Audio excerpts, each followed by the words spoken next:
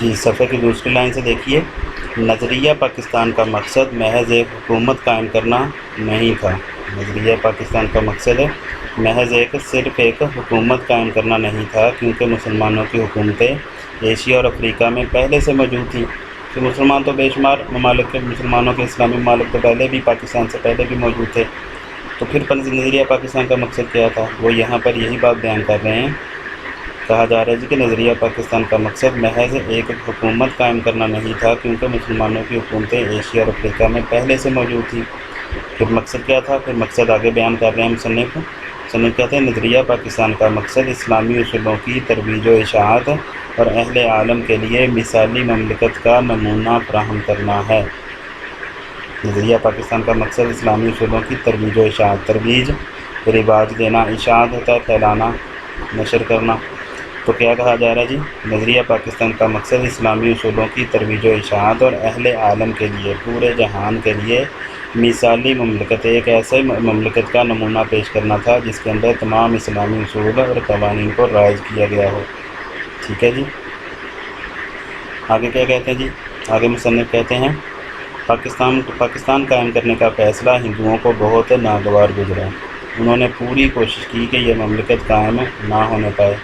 ان کے پاس دولت اور طاقت تھی، جنوبی ایشیا میں ان کی اکثریت تھی، لیکن چونکہ قیام پاکستان کا مطالبہ حق اور انصاف پر مبنی تھا، اس لیے حکومت برطانیہ کو مجبور ہونا پڑا، اور قائد اعظم محمد علی جناح رحمہ اللہ کی پرخلوص قیادت مسلمانوں کے یقین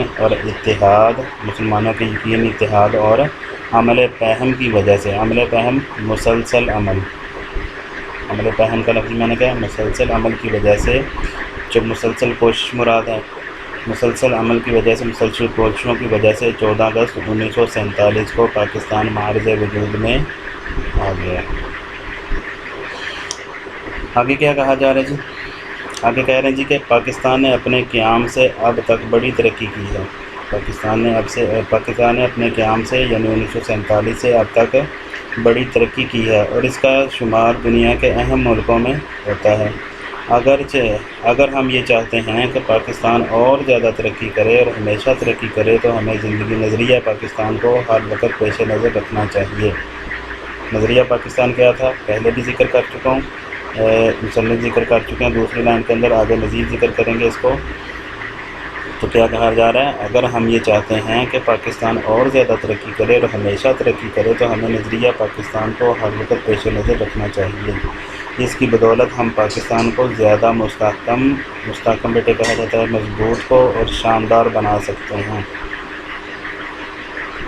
نظریہ پاکستان کا مقصد کیا ہے؟ مصنف یہاں پر دوبارہ بیان کر رہے ہیں کہ نظریہ پاکستان کا مقصد پاکستان کو ایک اسلامی اور فلاحی مملکت بنانا ہے۔ یہاں پر کیا ذکر کیا گیا؟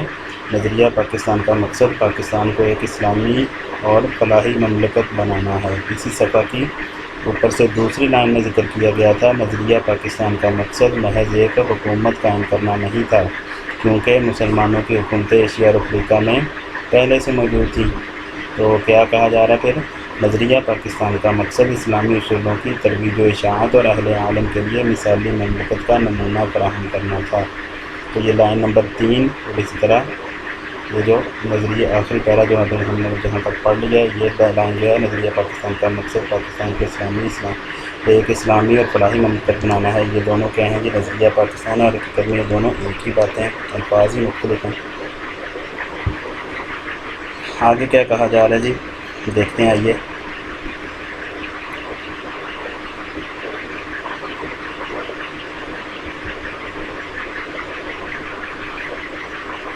جی پاکستان نے اپنے قیام سے اب تک بڑی نیچے والا پیراگراف ہے۔ نظریہ پاکستان کا مقصد پاکستان کو ایک اسلامی اور فلاحی مملکت بنانا ہے۔ ہمیں ایسا کوئی قدم نہیں اٹھانا چاہیے جس کی وجہ سے خدا اور اس کے رسول صلی اللہ علیہ وسلم کے سامنے شرمندہ ہونا پڑے۔ ہمارا جینا اور مرنا پاکستان کے لیے ہونا چاہیے۔ قومی مفاد کے سامنے ذاتی مفاد کو دل سے نکال دینا چاہیے۔ ہر قسم کی گروہ بندی سے بالا تر ہو کر تمام پاکستانیوں کی فلاح و بہبود کی کوشش کرنا نظریہ پاکستان کو فروغ دینا ہے۔ کیا چیزیں بیان کی جا رہی ہیں، دوبارہ غور کیجیے کہ ہمیں ایسا کوئی قدم نہیں اٹھانا چاہیے جس کی وجہ سے خدا اور اس کے رسول صلی اللہ علیہ وسلم کے سامنے شرمندہ ہونا پڑے۔ ہمارا کوئی اقدام ایسا نہیں ہونا چاہیے، ہمارا کوئی عمل ایسا نہیں ہونا چاہیے جس سے لوگوں کو تکلیف پہنچے، اللہ اور اس کے رسول کے سامنے ہمیں شرمندہ ہونا پڑے، کیونکہ اسلام ہمیں دوسروں کو تکلیف نہیں بلکہ دوسروں کو راحت پہنچانے کا درس دیتا ہے۔ اور یہ وطن بھی اسی مقصد کے لیے قائم کیا گیا تھا کہ اس کے اندر اسلام کے جتنے اصول و قوانین ہیں ان کو نافذ العمل کیا جائے، ٹھیک ہے جی۔ اور دوسرا مقصد آگے کیا کہا جا رہا ہے جی، کہا جا رہا ہے ہمارا جینا اور مرنا پاکستان کے لیے ہونا چاہیے، پاکستان کی محبت جو ہے ہمارے دل کے اندر گھر کر جانی چاہیے۔ کوئی شخص اس کی طرف میلی آنکھ سے دیکھے تو ہمارے اندر یہ جذبہ ہونا چاہیے کہ ہم اس کی آنکھیں نکال دیں۔ قومی مفاد کے سامنے ذاتی مفاد کو دل سے نکال دینا چاہیے کہ جہاں پر قومی مفاد بھی ہو، آپ جو دو کاموں پہ پھنس چکے ہیں، ایک کام ایسا ہے جس میں آپ کا ذاتی فائدہ ہے، ایک کام وہ ہے جس میں قوم کا فائدہ ہے، تو اپنے ذاتی فائدے والے کام کو چھوڑ دیں، بلکہ وہ کام کریں جس میں پوری کی پوری قوم کا فائدہ ہے۔ تو کہا جا رہا ہے قومی مفاد کے سامنے ذاتی مفاد کو دل سے نکال دینا چاہیے، ہر قسم کی گروہ بندی سے بالا تر ہو کر تمام پاکستانیوں کی فلاح و بہبود کی کوشش کرنا، نظریہ پاکستان کو فروغ دینا ہے۔ تو کہا جا رہا ہے جی ہر قسم کی گروہ بندی سے بالا تر ہو کر۔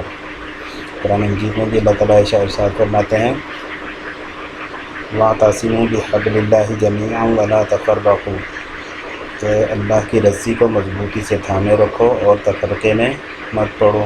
تو یہاں پر بھی یہی بات کی جا رہی ہے کہ ہر قسم کی گروہ بندی سے بالا تر ہو کر تمام پاکستانیوں کی، کہ پاکستان میں رہنے والا ہر باشندہ جو ہے، چاہے وہ اقلیت میں رہ رہا ہے، چاہے وہ اکثریت میں ہے، چاہے وہ کہ کوئی مسلکی اختلاف ہے، کوئی سیاسی اختلاف ہے، کسی بھی اعتبار سے ہے، تو کہا جا رہا ہے اس قسم کی گروہ بندیوں سے بالا تر ہو کر تمام پاکستانیوں کی فلاح و بہبود بیٹے کہا جاتا ہے کامیابی کی کوشش کرنا، نظریہ پاکستان کو فروغ دینا ہے۔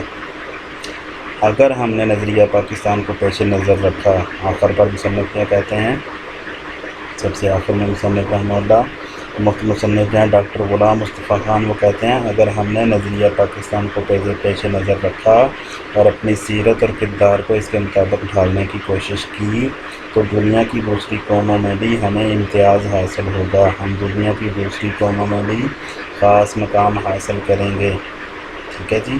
اور ہم اسلامی اصولوں کی روشنی میں پاکستان کو توانا، مستحکم، شاندار اور پرعظمت بنانے میں پوری طرح کامیاب ہوں گے انشاءاللہ۔ کیا کہا جا رہا ہے جی کہ اگر ہم نے نظریہ پاکستان کو پیش نظر رکھا اور اپنی سیرت اور کردار کو اس کے مطابق ڈھالنے کی کوشش کی تو دنیا کی دوسری قوموں میں بھی ہمیں امتیاز حاصل ہوگا، اور ہم اسلامی اصولوں کی روشنی میں پاکستان کو توانا بیٹے مضبوط کو کہتے ہیں، اسی طرح مستحکم کا لفظ استعمال کیا تو وہ بھی مضبوط کے معنوں میں ہے، شاندار، ہم اسلامی اصولوں کی روشنی میں پاکستان کو توانا، مستحکم، شاندار اور پرعظمت بنانے میں پوری طرح کامیاب ہوں گے انشاءاللہ۔ یہ تھا بیٹے آپ لوگوں کا سبق نظریہ پاکستان۔ امید کرتا ہوں بیٹے آپ لوگوں کو یہ پورے کا پورا چیپٹر جو ہے وہ سمجھ آ چکا ہوگا، اور اس کے اندر آنے والے جو مشکل الفاظ کے معانی تھے ان کو بھی آپ لوگوں نے سمجھا ہوگا، اور تراکیب جو تھی اہم ان کو بھی وضاحت ہوئی ہے سبق کے دوران، تو اس کو بھی آپ لوگوں نے جان لیا ہوگا۔ تو اب اپنا اگلا کام آپ لوگوں کا جو بیٹے ہے وہ یہ ہے کہ آپ لوگوں نے اس سبق کے مکمل کے ایک تو الفاظ کے معانی جو ہیں ان کو اچھے انداز میں یاد کرنا ہے، اور دوسرے نمبر پہ اس سبق کا خلاصہ جو ہے وہ آپ لوگوں نے اپنے الفاظ میں یاد کرنا ہے، تاکہ امتحانی پرچہ میں اگر اس سبق کا خلاصہ آتا ہے تو آپ لوگ اس کو اچھے انداز میں تحریر کر سکیں۔ اور آپ کو بتایا جا چکا ہے کہ امتحانی پرچہ میں خلاصہ جو ہے وہ لازمی سوال ہے، اور 5 نمبر کا یہ سوال ہوتا ہے، تو آپ لوگوں نے اس سبق کا خلاصہ جو ہے بڑے ہی اچھے انداز میں یاد کرنا۔ اور اس کے لیے اگر آپ لوگ ہیلپنگ بک کی سے مدد لینا چاہیں تو آپ لوگوں سے کہا گیا ہے کہ وہ شرح سرمایہ اردو جو ہے وہ آپ لے سکتے ہیں، وہاں سے اس کی ہیلپ لے سکتے ہیں۔ آئیے اب اس سبق کی ایکسرسائز کی طرف بڑھتے ہیں۔